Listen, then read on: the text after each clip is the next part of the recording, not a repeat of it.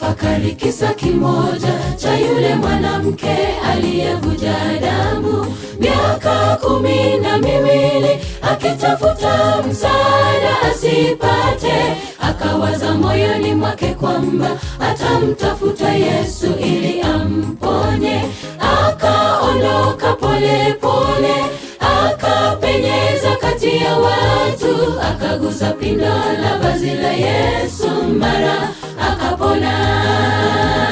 Akagusa pindo la vazi la Yesu, mara akapona. Hebu tafakari kisa kimoja cha yule mwanamke aliyevuja damu miaka 12 akitafuta msaada asipate. Akawaza moyoni mwake kwamba atamtafuta Yesu ili amponye.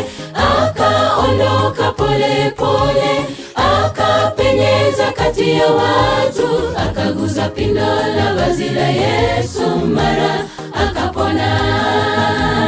Akagusa pindo la vazi la Yesu, mara akapona.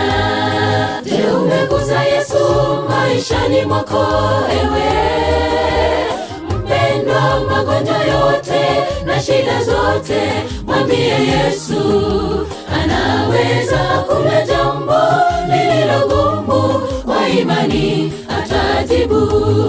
Je, umegusa Yesu maishani mwako ewe mpendwa? Magonjwa yote na shida zote, mwambie Yesu, anaweza. Hakuna jambo lililo gumu, kwa imani atajibu.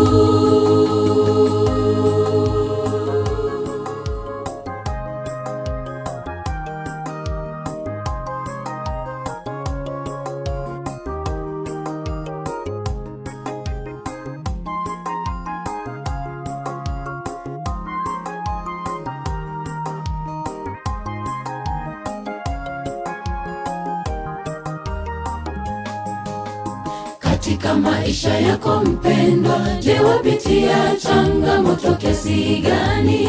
Miaka mingi umeteseka, hujui sasa mwenzangu ufanye nini? Na kupa shauri, mtafute Yesu ambaye ni suluhisho wa shida zozote.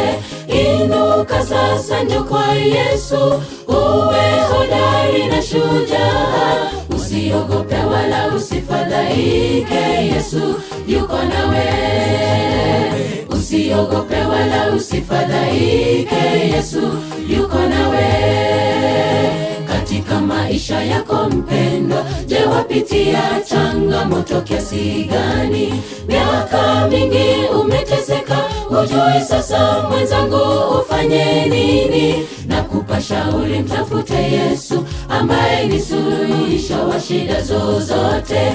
Inuka sasa, njoo kwa Yesu, uwe hodari na shujaa. Usiogope wala usifadhaike, Yesu yuko nawe. Usiogope wala usifadhaike, Yesu yuko nawe. Je, umegusa Yesu maishani mwako ewe mpendwa? Magonjwa yote na shida zote, mwambie Yesu, anaweza. Kuna jambo lililo gumu, kwa imani atajibu. Je, umegusa Yesu maishani mwako ewe mpendwa? Magonjwa yote na shida zote, mwambie Yesu, anaweza. Kuna jambo lililo gumu, kwa imani atajibu. Je, umegusa Yesu maishani mwako ewe mpendwa? Magonjwa yote na shida zote, mwambie Yesu, anaweza. Kuna jambo lililo gumu, kwa imani atajibu.